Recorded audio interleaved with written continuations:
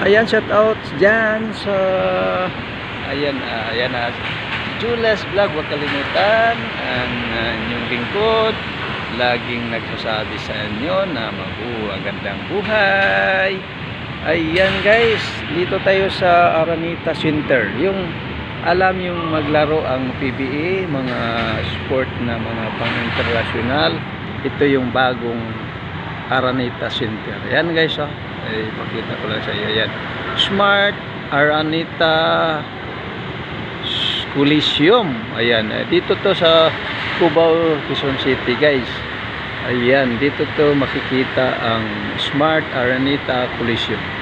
Ito binago talaga to sa may-ari. So again guys, andito tayo sa mismong building kung saan naglalaro ang PBA. Ayan, good morning everyone. Ito na naman si Jules Vlog. I always nagsasabi sa ating lahat na mag-ingat kung saan man tayo naroroon. Nagmotor lang ko guys, yan nagmotor lang ako. Kaya thank you again sa hindi pa nakapunta dito sa Araneta Coliseum.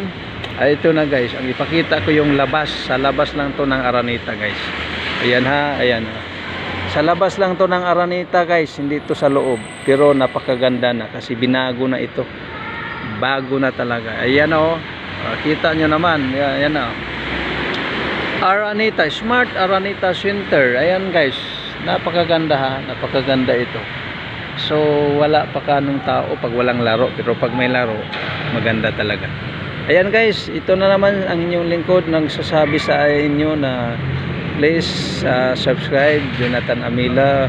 Please watch my